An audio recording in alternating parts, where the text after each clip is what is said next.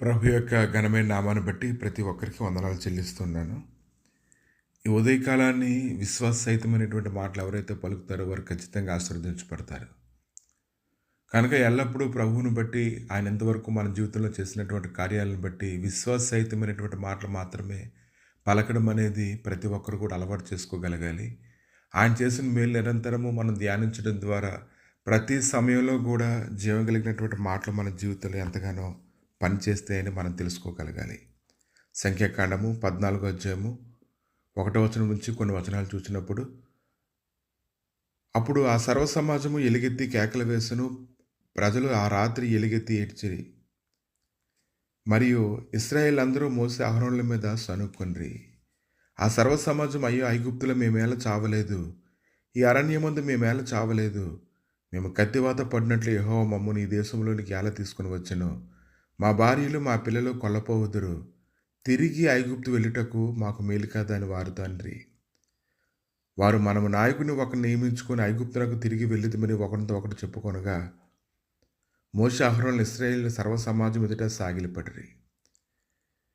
వేగులవారుగా వెళ్ళినటువంటి కొంతమంది ఆ దేశాన్ని సంచరించి చూసినటువంటి వారిలో కొంతమంది తిరిగి వచ్చినప్పుడు ఆ దేశాన్ని గురించి భయాన్ని కలిగించేటువంటి చెడ్డ సమాచారాన్ని పలికినప్పుడు ఇశ్రాయేల్ జనాంగం అంతా కూడా వణుకుపోవడాన్ని మనం చూస్తూ ఉన్నాము.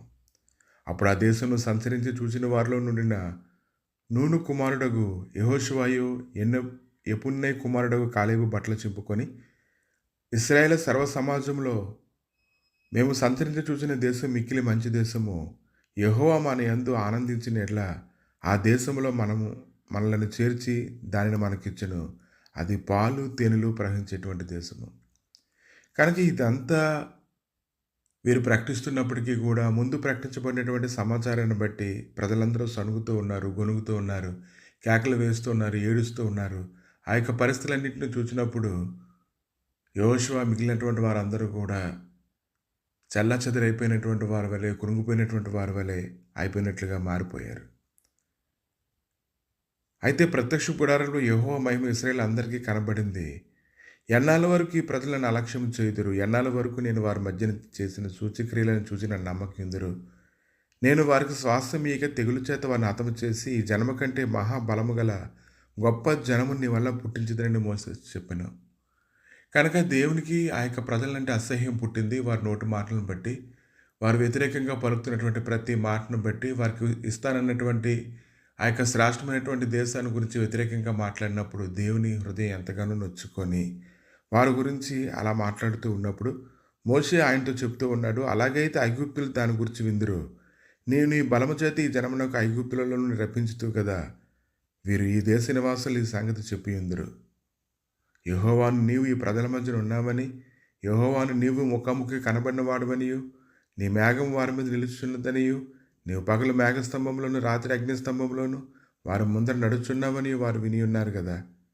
కాబట్టి నీ ఒక్క దెబ్బతో ఈ జనులను చంపిన ఎట్లా నీ కీర్తిని గూర్చిన వినిన జనములు ప్రమాణపూర్వకంగా తాను ఈ జనులకిచ్చిన దేశమందు వారిని చేర్చుటకు శక్తి లేక యెహోవా వారిని అరణ్యంలో సంహరించినని చెప్పుకుందరు. మోషే అయితే ప్రభుతో మాట్లాడుతూ ఉన్నారు. ఈ ఉదయకాలాన్ని కానీ మనం గ్రహించినట్లయితే దేవుడు శ్రేష్టమైనటువంటి వాటిని మనకు అనుగ్రహించనే ఉన్నాడు. ప్రతి పరిస్థితిలో తప్పించేవాడే ఉన్నాడు. కనుక మన యొక్క నోటి మాటల ద్వారా మనకిచ్చినటువంటి ఆశీర్వాదాన్ని మనం ఎందుకు ఈరోజు పోగొట్టుకోగలగాలి?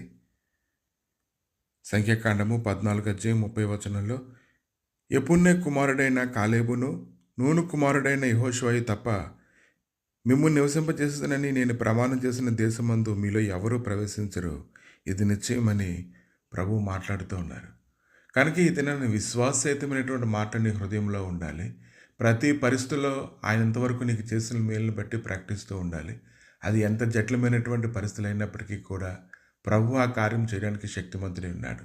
కనుక నువ్వు స్తుతి ద్వారా, ప్రార్థన ద్వారా, ఆ లేఖనాలు ధ్యానించడం ద్వారా ఈ యొక్క పరిస్థితులన్నింటినీ ఎదుర్కొన్నప్పుడు ఖచ్చితంగా శ్రేష్టమైనటువంటి జీవితంలోకి నువ్వు అడుగు పెడతావు. నువ్వు ఊహించినటువంటి రీతిలో నీ మధ్యలో ప్రభువే ఉండి గొప్ప కార్యాలు చేయడానికి ఆయన శక్తిమంతుడిగా ఉంటారు.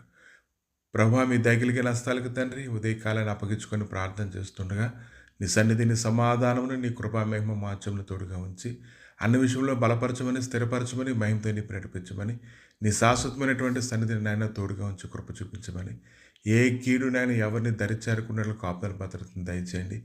అవిశ్వాసం వల్ల ప్రభానైనా ఏ మాటలో పలకకుండా విశ్వాసం చేతనైనా ముందు కొనసాగుతుండగా నీ గొప్ప కార్యాలు వారి జీవితంలో చూడడానికి సహాయం దయచేయమని యేసుక్రీస్తు నామములో అడిగి వేడుకుంటున్నాము తండ్రి.